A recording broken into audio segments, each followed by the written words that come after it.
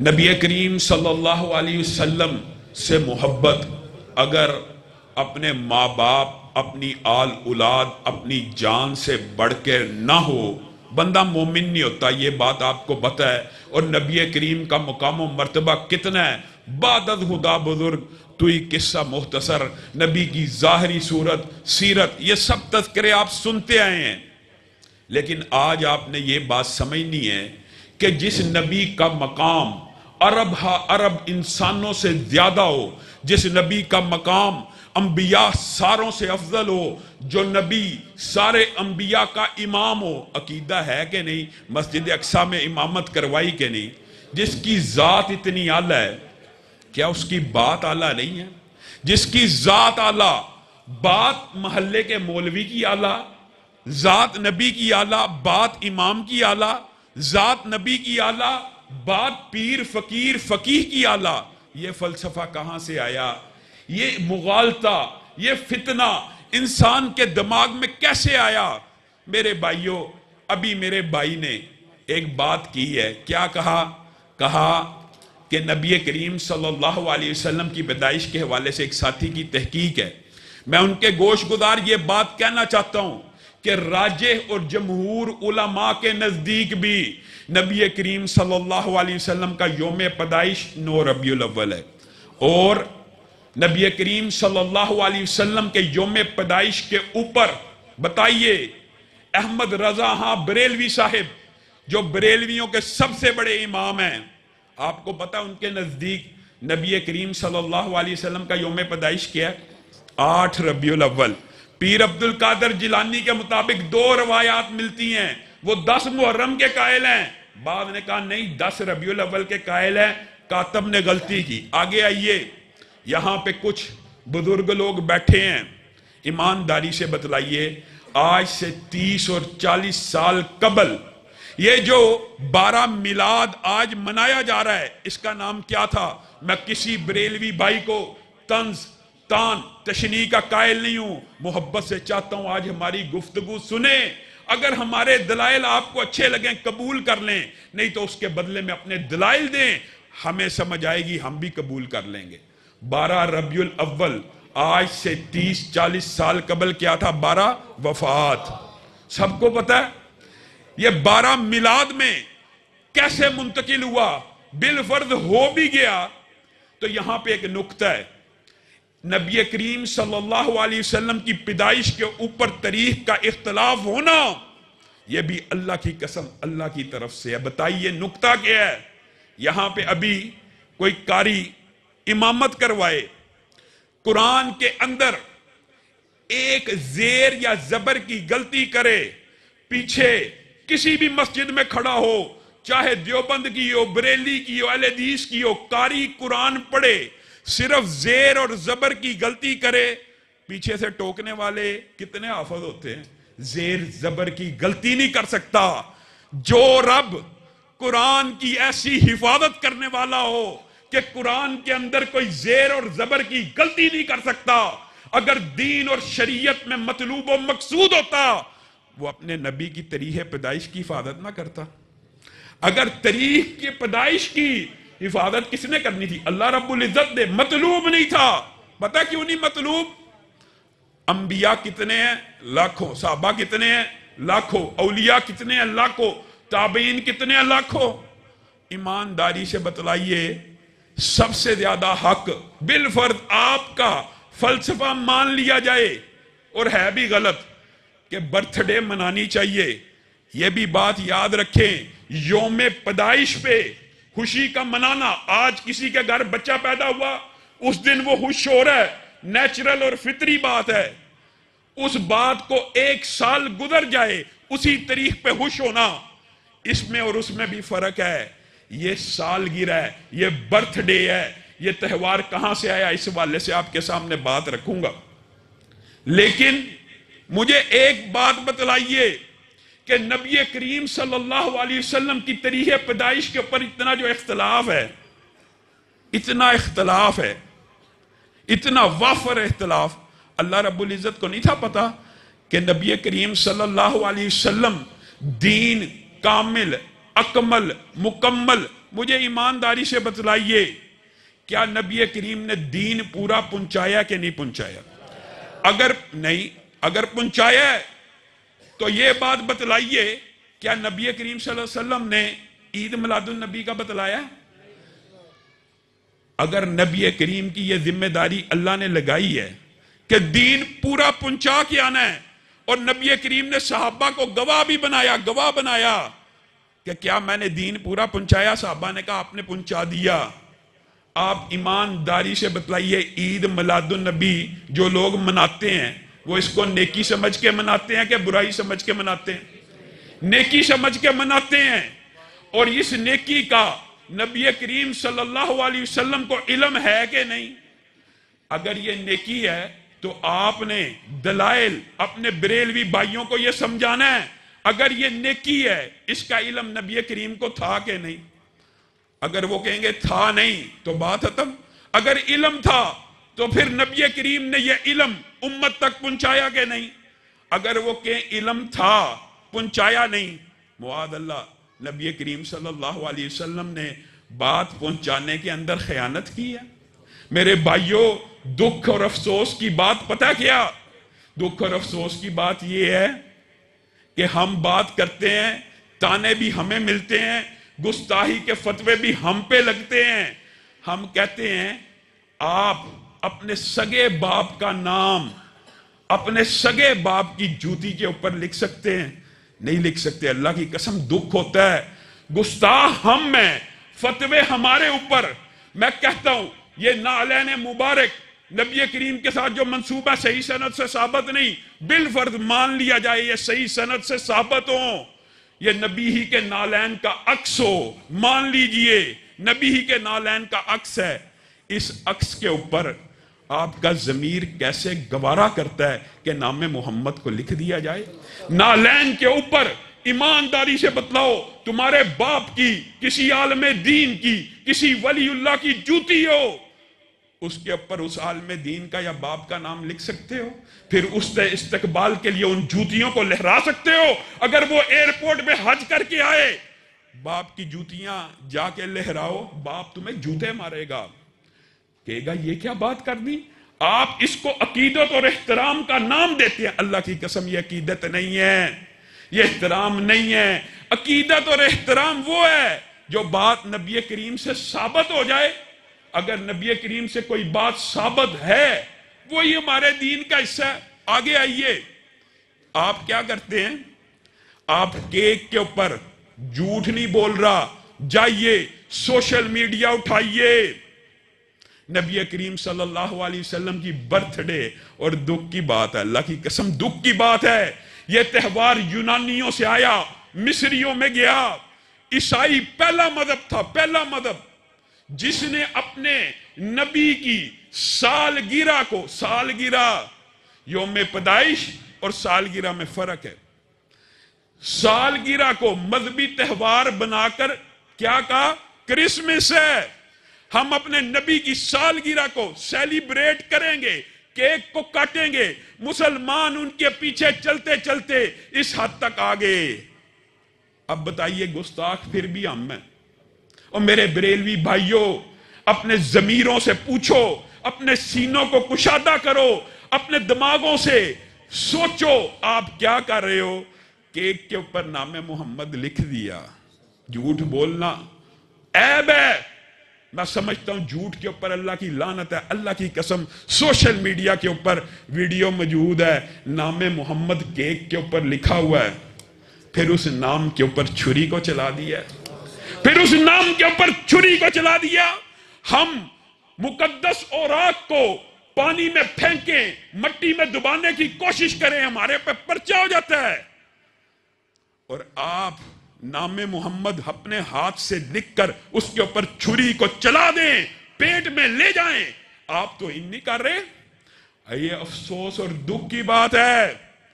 نبی کریم صلی اللہ علیہ وسلم نے علی کو کیا کہا تھا صلح حدیبیہ پہ؟ یہ کاٹ دو رسول اللہ، یہ لفظ آگے محمد بن عبداللہ لکھ دو.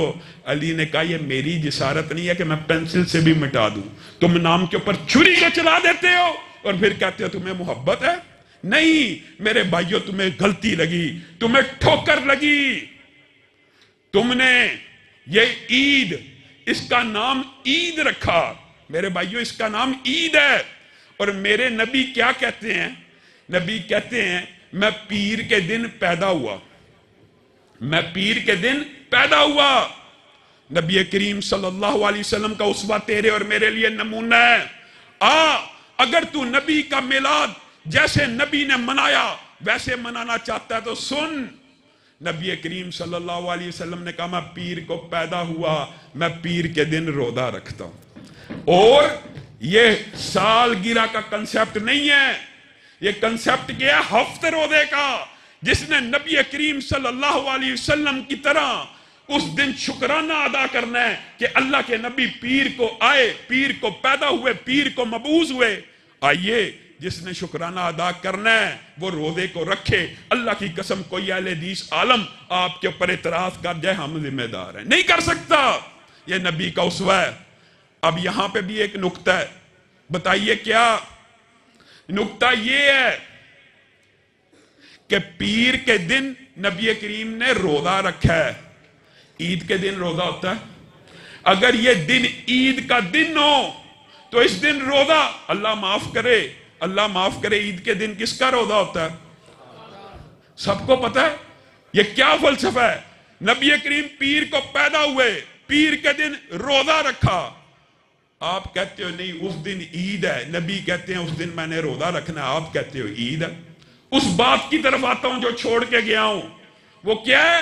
لاکھوں انبیاء ہیں، لاکھوں صحابہ ہیں، سب سے پہلا حق اگر سالگرہ اسلام میں ہو تو کس کا ہے؟ نبیوں کا ہے کہ نہیں پہلا حق؟ پھر کس کا ہے؟ صحابہ کا۔ پھر کس کا ہے؟ اولیاء کا، تابعین کا۔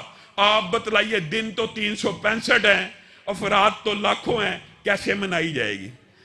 کیسے منائی جائے گی؟ 365 دن تھوڑے ہیں، انبیاء زیادہ ہیں۔ اور میرے بھائیوں اللہ کی قسم تم سالگرہ کی بات کرتے ہو، اللہ رب العزت نے انبیاء کی قبروں کو بھی محفوظ نہیں رکھا۔ محفوظ رکھنے سے مراد یہ نہیں کہ معاذ اللہ ان کے اجساد کو مٹی نے کھا لیا۔ ہمارا یہ عقیدہ ہے کہ انبیاء جتنے بھی ہوتے ہیں ان کے جسموں کو مٹی نہیں کھاتی، خلط کر دیا گیا۔ کیا مطلب؟ 1,00,000 سے زائد انبیاء ہیں، 1,00,000 سے زائد انبیاء ہیں۔ آپ بتلائیے ان میں سے کتنے نبیوں کی قبریں معلوم ہیں؟ آپ کو پتا کتنے نبیوں کی قبریں معلوم ہیں؟ کوئی اوتھینٹسٹی سے تصدیقاً اور سچ معنوں میں، صحیح معنوں میں نشاندہی کرنا چاہے تو 10 کے قریب انبیاء ہیں کہ جن کے بارے میں یہ کہا جاتا ہے فلاں کی قبر فلاں جگہ، فلاں کی قبر فلاں جگہ۔ ہاں یہ ضرور پتہ ہے کہ سینکڑوں انبیاء اس خطے میں دفن ہوئے، سینکڑوں انبیاء اس خطے میں دفن ہوئے۔ واحد نبی کریم صلی اللہ علیہ وسلم ہیں جن کی قبر کے بارے میں یقین ہے کہ یہ یہیں پہ دفن ہوئے۔ آپ بتلائیے اگر قبریں شریعت کا مطلوب اور مقصود ہوتی تو کائنات کی کون سی ہستیاں ہوتی جن کی قبریں اللہ تعالیٰ لوگوں کے سامنے آشکار کر دیتا؟ انبیاء کی قبریں۔ اگر واقعی مزار بنانا دین اور شریعت ہوتا تو انبیاء اس لائق تھے کہ ان کے مزار بنتے۔ ان کی قبریں اللہ نے بلا دی، ان کی قبریں اللہ نے خلط کر دی۔ لیکن تیرا ولی اس کا مزار بننا چاہیے، اس کا مقبرہ اچھا بننا چاہیے۔ یہ کہاں سے آیا فلسفہ؟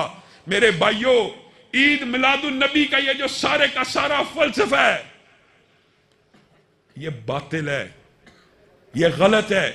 اس کے دلائل ہیں، علماء آپ کے سامنے دلائل رکھتے چلے جائیں گے، لیکن میں آج آپ کے سامنے یہ بات کہنا چاہتا ہوں، ہمارے بھائی جن کو یہ کہا جاتا ہے کہ یہ بدعت ہے، اس کا دین اور شریعت سے تعلق نہیں ہے، یہ نیکی سمجھ کے کرتے ہو، نیکی سمجھ کے کرتے ہیں۔ نبی کریم صلی اللہ علیہ وسلم نے کوئی اس نیکی کا علم نہیں تھا، اس کا کیا جواب دے سکتے ہیں؟ یہ علم تھا، بتلائیے، پوری امت کے فقیہ جمع ہو جائیں، اللہ کی قسم کسی عالم نے یہ نہیں کہا، چاہے وہ بریلوی کا ہو، دیوبند کا ہو، اعتراف کرنا چاہیے۔ اور انہوں نے اعتراف کیا کہ واقعی نبی کریم نے نہیں بنائی، نبی کریم نے نہیں بتلائی، صحابہ نے نہیں منائی، صحابہ نے نہیں بتلائی، تابعین نے نہیں منائی، تابعین نے نہیں بتلائی۔ کس نے منائی ہے؟ سبطین شاہ نقوی صاحب اپنا ایک واقعہ بیان کرتے ہیں کہ میرے ساتھ کسی بریلوی عالم کی بات ہوگی، میں نے کہا نہ نبی نے منائی، نہ صحابہ نے منائی، نہ تابعین نے منائی. اس نے کہا ہاں انہوں نے نہیں منائی، لیکن ایک دلیل ہے ہمارے پاس. کیا دلیل ہے؟ ابو لہب نے منائی ہے. پیدائش کے دن جو خوشی منائی اس کو منطبق کیا سالگرہ پہ. سبطین شاہ نقوی صاحب کہتے ہیں آپ کیوں نہیں مناتے؟ سبطین شاہ صاحب سے اس بریلوی عالم نے پوچھا آپ کیوں نہیں مناتے؟ سبطین شاہ صاحب نے پوچھا آپ کیوں مناتے ہیں؟ کہا ابو لہب نے منائی. کہا آپ کیوں نہیں مناتے؟ کہتا ابو لہب نے منائی. تم کس لیے نہیں مناتے؟ اس لیے کہ ابو لہب نے منائی. ابو لہب ہمارے لیے حجت ہے. آگے آئیے، یہ جو حدیث اور روایت پیش کی جاتی ہے ابو لہب کے بارے میں کہ اس نے ایک لونڈی کو آزاد کیا، کسی شخص نے خواب دیکھا، کسی مجہول الحال شخص نے یہ خواب دیکھا کہ ابو لہب کو مرنے کے بعد ایک ہاتھ کے پیچھے جو جگہ ہوتی ہے اس میں پانی پلایا جاتا ہے. اس بندے کا نام کیا ہے؟ اٹھائیے حدیث، معلوم نہیں. کون ہے وہ شخص؟ معلوم نہیں. خواب حجت ہوتے ہیں غیر نبی کے؟ آپ کو پتہ ہونا چاہیے. کسی غیر نبی نے کوئی خواب دیکھا وہ حجت ہوتا ہے؟ وہ شرعی دلیل ہوتا ہے؟ نہیں. ویسے بھی یہ بات قرآن کے خلاف ہے. جس ہاتھ کے بارے میں اللہ رب العزت کیا کہتا ہے؟ تبت یدا ابی لہب و تب، ابو لہب تیرے دونوں ہاتھ ٹوٹے، تو کہتا ہے وہ ہاتھ سلامت ہے اور اس کے اندر پانی مل رہا ہے. اللہ کہہ رہا ہے یہ ٹوٹ چکا ہے ہاتھ، اور آپ کہتے ہو نہیں اس کا ہاتھ سلامت ہے، اس کے پیچھے پانی مل رہا ہے. یہ دلائل یہ کہاں سے گڑے؟ جب آپ مان گئے کہ یہ عبادت ہے، یہ دین ہے، یہ نیکی ہے، پھر اس عبادت، دین اور نیکی کا ثبوت نبی کریم سے ملنا لازم ہے. آگے سے کہتے ہیں منع کی دلیل ہونی چاہیے. یہ عام طالب علم جو ہمارا مدرسے کی پہلی کلاس میں داخل ہوتا ہے ان کا بھی ہمارا بھی یہ متفق اور اجماعی مسئلہ ہے کہ عبادت کا ثبوت ہونا چاہیے. کیا مطلب؟ عبادت صرف وہی قابل قبول ہے جس کے اوپر نبی کی مہر ہے. ہم عبادت کے بارے میں بات کرتے ہیں اور جو دنیاوی معاملات ہوتے ہیں نا وہاں پہ دلائل ہوتی ہے منع کے. دلیل ہونی چاہیے. پینٹ شرٹ حرام، اس کی دلیل ہونی چاہیے منع کی. کپڑوں کے اوپر یہ دنیاوی جتنے بھی معاملات ہیں، تجارت، اٹھنا بیٹھنا پہننا سواری، یہ دنیا کے جتنے معاملات ہیں اس کے اندر منع کی دلیل کیا ہوتی ہے؟ یہ بھی سن لیجیے. ہوتی ہے اگر منع مرد عورت کی طرح لباس نہیں پہن سکتا، مرد لباس ساتر پہنے گا، مرد میں جو لباس ہوگا وہ کفار سے مشابہت ان کے مذہب میں نہ ہو، یہ چیزیں موجود ہوتی ہیں. عبادت جو بھی ہوگی عام اجماع اس بارے میں کیا کہ عبادت کے اوپر نبی کریم کی مہر ہوگی تبھی وہ عبادت ہوگی. وجہ کیا ہے؟ وجہ اس بات کی وجہ کیا ہے؟ وجہ یہ ہے کہ نبی کریم صلی اللہ علیہ وسلم فتح مکہ کے بعد عرصہ گزر گیا، دین کی تبلیغ کرتے رہے. حجۃ الوداع کا موقع آیا، نبی کریم صلی اللہ علیہ وسلم نے جب صحابہ کو گواہ بنایا دین پورا پہنچا دیا. صحابہ نے کہا پورا پہنچا دیا. اللہ رب العزت نے کیا آیت نازل کی؟ الیوم اکملت لکم دینکم، آج کے دن تمہارا دین مکمل ہو گیا ہے. اور نبی کریم کون ہے؟ حریص علیکم بالمؤمنین رؤوف الرحیم. اس آیت کا ترجمہ کیا بنتا ہے؟ حریص ہیں کس بارے میں؟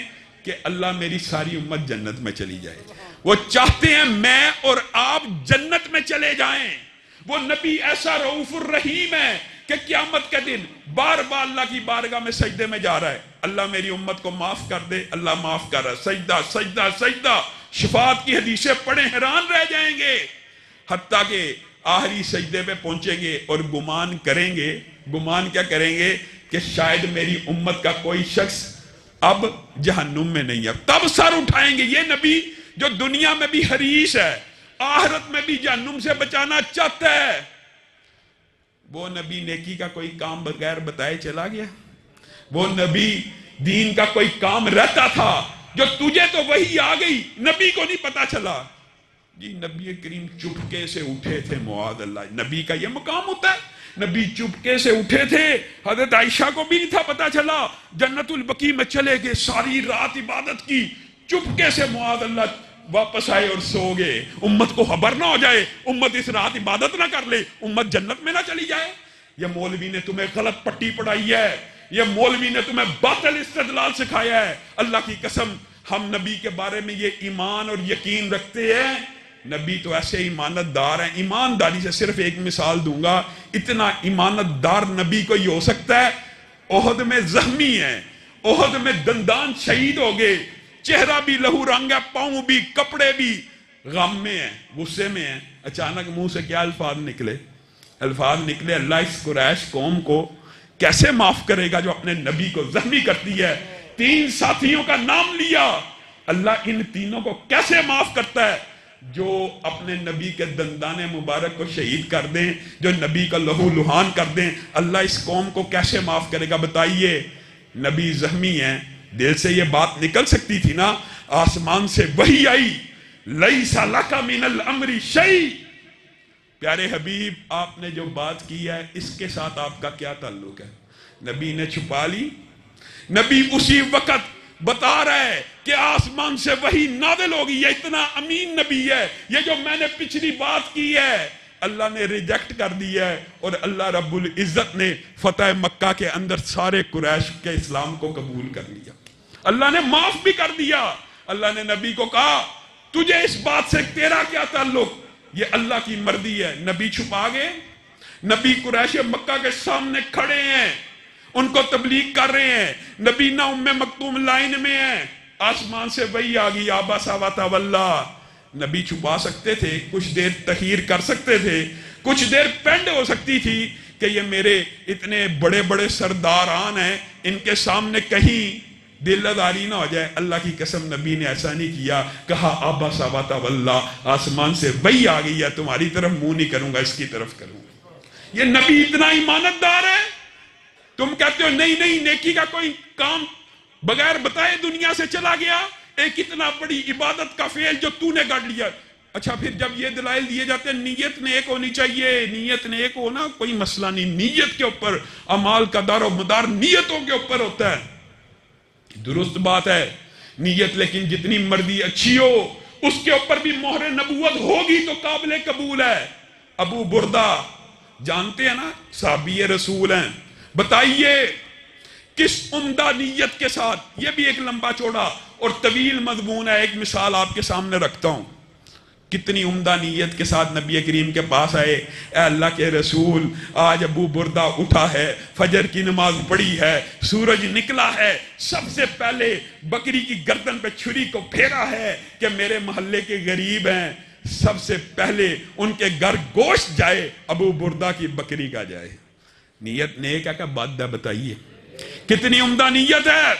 نبی کریم کی پیشانی کے اوپر سلوٹیں پڑ گئیں، کہا ابو بردہ تیری بکری گوشت کی بکری ہے، صدقے کی بکری ہے، لیکن اگر تو قربانی کرنا چاہتا ہے تو پہلے عید کی نماز کو ادا کر۔ آپ پورے کا پورا دین ایجاد کر لیں، نبی کی مہر موجود نہ ہو تو قربانی، بتائیے ایمانداری سے، نماز عید 2 رکعت کتنی دیر میں پڑھ لیتے ہو؟ 4 منٹ، اور 4 منٹ پہلے سے کیا فرق ہے؟ اگر 4 منٹ پہلے کے اوپر نبی کی مہر نہ ہو، صحابی رسول و ولی نہیں، پیر نہیں، فقیر نہیں، صحابی رسول ہو، نیک نیتی کے ساتھ بکری کو ذبح کرے، اللہ اس کی قربانی کو قبول نہیں کرتا، صدقے کی بکری مانتا ہے، گوشت کی بکری مانتا ہے۔ اسی طرح اگر بات آئی ہے تو سمجھ لیجئے، ابھی عید قربان گزری، آپ میں سے کوئی بندہ حلال روزی کماتا ہے، حلال روزی سے 60-70 ہزار روپیہ اکٹھا کیا، بازار میں گیا، حلال تجارت کی، ایک گائے لے آیا، گائے لے کے گھر آیا، حلال جانور ہے گائے، قربانی کی نیت سے لے کے آیا ہے، حلال پیسوں سے لے کے آیا ہے، کان کٹا ہوا نکل آیا ہے، بتائیے قربانی لگ جائے گی؟ کیوں نہیں لگے گی؟ کیونکہ نبی کریم صلی اللہ علیہ وسلم نے اس کو عیب کہا ہے۔ میرے بھائیو رک جاؤ، قربانی کے اندر عیب دار قربانی نہیں لگتی، لیکن نماز عیب دار بھی قبول ہے، نماز عیب دار بھی قبول، حج عیب دار بھی قبول، عمرہ عیب دار بھی قبول، عیدیں عیب دار بھی قبول، قربانی صرف قبول نہیں۔ یہ کہاں سے فلسفہ آیا؟ باقی ہر چیز عیب دار. حلاد بن رافع کا واقعہ دین میں آ گیا ہے. اللہ کی قسم نماز کی بات آئی ہے نا, بعض ساتھی کہتے ہیں بڑے متشدد ہو آپ لوگ, آپ حدیث رسول صلو کما رأیتمونی اصلی کے اوپر ٹک جاتے ہو, ویسے ہی پڑھنی ہے جیسے رسول اللہ نے پڑھی. اور میرے بھائیو, صحابی رسول نماز پڑھنے کے لیے آیا ہے, نبی کریم نے کہا ارجع فصلی فإنک لم تصلی, واپس لوٹ جائیے, نماز کو دوبارہ ادا کیجیے. آپ نے نماز کو ادا ہی نہیں کیا. پھر آیا, پھر یہی ڈائلاگ, پھر آیا, پھر یہی ڈائلاگ. صحابی نے کہا حلاد بن رافع نے, اے اللہ کے رسول مجھے اس سے بہتر آتی نہیں, مجھے بتلائیے عیب کیا ہے, عیب کیا ہے اس میں. تم ہم سے واجبات فرائض ان کی بات کرتے ہو, ایمانداری سے بتاؤ نبی کریم نے کیا کہا کہ جب تم رکوع کرو اعتدال سے کیا کرو, پوری کمر سیدھا کیا کرو, جب رکوع سے سر اٹھاؤ سیدھے سکون سے کھڑے ہو جایا کرو, اعتدال سے کھڑے ہو جایا کرو, سجدہ کرو اعتدال کرو. نبی کریم یہ جو اعتدال بتا رہے ہیں آپ کی فقہ میں, یہ اعتدال کیا ہے, یا امت کے اندر یہ اعتدال کیا ہے؟ سنت ہے, سنت ہے, فرائض واجبات کی بات نہیں کر رہا. صلو کما رأیتمونی اصلی ہمارے نزدیک فرض اور واجب ہے کہ نماز اسی طرح ہوگی جیسے رسول اللہ کو پڑھتے دیکھا. میرے بھائیو, رسول اللہ نے ایک مرتبہ زندگی میں حج کیا, وہ حج محفوظ ہے. نبی نے 13 سال باجماعت امامت کرائی, ہزاروں صحابہ نے دیکھی, وہ نماز محفوظ, اس کا ہر عمل محفوظ نہیں ہے, باطل آپ کو سوچ اور فکر دی گئی ہے. اللہ کی قسم نبی کی ہر نماز کا حصہ محفوظ ہے, ہر حصہ محفوظ ہے. نبی کریم کہہ رہے ہیں تو نے اعتدال نہیں کیا, اور یہ کسی مولوی کا فتویٰ نہیں, نبی کا ہے. آئیے, حضرت حذیفہ بن یمان نے ایک تابعی کو اسی طرح دیکھا, اور بعض روایات کے اندر ہے وہ بھی صحابی تھے. کیا دیکھا؟ اسی طرح نماز پڑھ رہے تھے جیسے حالات پڑھتے ہیں. حذیفہ نے کہا آپ نے نماز کو ادا نہیں کیا, دوبارہ کیجئے. کہا میں تو 40 برس سے ایسے ہی نماز پڑھ رہا ہوں. حضرت حذیفہ نے کہا اللہ کی قسم اگر آپ 40 برس سے یہ نماز پڑھ رہے ہیں تو آپ سمجھے آپ نے نماز پڑھی ہی نہیں. یہ مولوی کا فتویٰ نہیں ہے, یہ ایک صحابی کا فتویٰ ہے.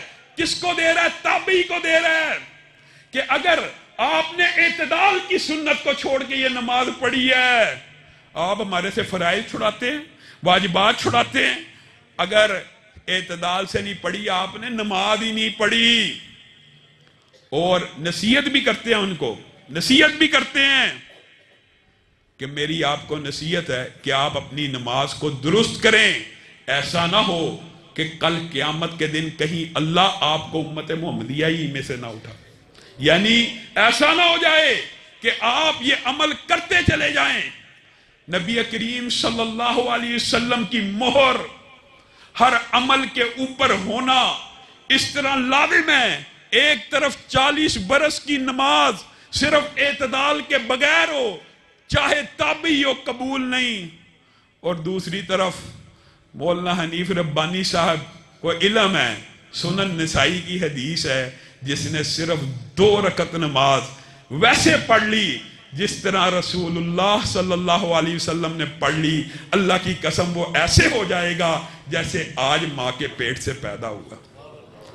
آپ رسول اللہ کی حدیث کو کمتر سمجھتے ہیں, آپ رسول اللہ کے قول کو, ذات تو اعلیٰ پوری امت مانتی ہے, لیکن اللہ کی قسم بات اعلیٰ وہی مانتے ہیں جن کے دل میں حدیث کا احترام ہے. حدیث کے احترام کے اوپر ایک بات کر کے میں اپنی بات کو ختم کروں گا. نبی کریم صلی اللہ علیہ وسلم بیٹھے ہوئے ہیں, نام لے کے صحابہ کو کہا کل غزوہ تبوک کے اوپر روانہ ہو جانا, فلاں فلاں فلاں. اگلے دن جمعہ پڑھانے کے لیے مسجد میں آئے, جمعہ پڑھا رہے ہیں, سامنے دیکھا عبداللہ بیٹھے ہوئے ہیں. عبداللہ آپ کو میں نے کہا تھا کہ آپ غزوہ تبوک پہ روانہ ہو جانا, آپ روانہ نہیں ہوئے. نیت نیک, دیکھیے عبداللہ کی نیت کیا ہے. عبداللہ کہتے ہیں میں نے سوچا شاید زندگی کا آخری مارکہ ہو, پتہ نہیں اللہ تعالیٰ زندگی میں پھر جمعہ ادا کرنے کی مہلت آپ کے پیچھے دیتا ہے کہ نہیں. خواہش تھی آخری زندگی کا جمعہ آپ کے پیچھے ادا کرو. سواری اللہ کے رسول باہر کھڑی ہے, سامان تیار ہے، تیز رفتار ہے، فوری پہنچ جاؤں گا۔ خواہش یہ تھی کہ مسجد النبوی میں جمعہ ادا کروں جس میں ایک نماز 1000 کے برابر ہے۔ رسول اللہ صلی اللہ علیہ وسلم کی پیشانی پہ سلوٹ پڑ گئی، میرا اور آپ کا عقیدہ اور منہج بتا دیا۔ کہا عبداللہ تو سمجھا نہیں، اللہ کی قسم زمین بھر کے سونا لے آ، زمین بھر کے سونا لے آ، اللہ کی بارگاہ میں خلوص نیت سے خرچ کر دے، تو ان کے مقام و مرتبے کو نہیں پہنچ سکتا جو میری حدیث کو سن کے روانہ ہو گئے ہیں۔ ایک حدیث کو سن کر روانہ ہونے والے کا اجر یہ صرف سننے کا ہے۔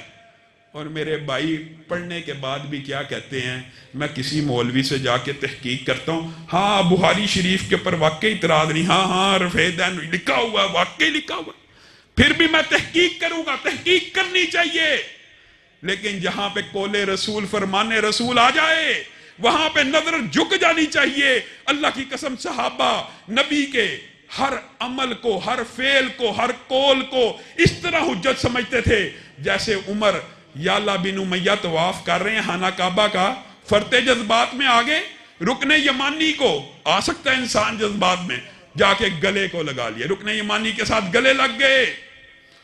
حضرت عمر نے درہ نکال لیا، ما تفت مع الرسول، کیا تو نے رسول کے ساتھ طواف نہیں تھا کیا تھا؟ کیا رسول اللہ صلی اللہ علیہ وسلم اس کو گلے لگایا تھا، اس کو بوسہ دیا تھا؟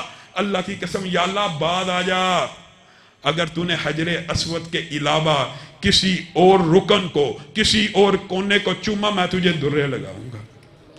نیت بات تھی یالا بن امیہ کی، نیت کی بات کرتے ہوئے اندہ نیت کے ساتھ ایک تابعی حضرت ابو بکر کے سامنے کہہ رہا ہے لبیک یا ذا المعارج، لبیک یا ذا المعارج۔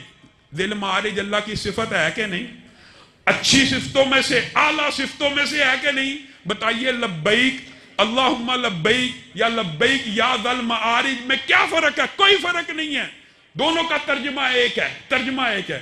اے اللہ میں حاضر ہوا، اے بلندی والے رب میں حاضر ہوا، کوئی فرق نہیں۔ حضرت ابو بکر نے درہ نکال لیا، کہا تجھے رسول اللہ کی تلبی نہیں پتہ ہے رسول اللہ کیا کہتے تھے؟ کہا لبیک اللہم لبیک کہتے تھے۔ کہا اللہ کی قسم اگر تو نے لبیک اللہم لبیک کی جگہ صرف ذل معارج لگایا تو ابو بکر تجھے درے لگائے گا۔ بتائیے یہ ہمارا عقیدہ، یہ ہمارا منہج۔ آئیے کوئی عمل جس کے اوپر رسول اللہ کی مہر ہو، رسول اللہ نے زندگی میں ایک مرتبہ بھی کیا ہو، اللہ کی قسم کبھی بھی اگر ہم اس کے خلاف بات کر جائیں تو ہم ذمہ دار ہیں۔ سبحان ربک رب العزت عما یصفون وسلام علی المرسلین والحمد للہ رب العالمین۔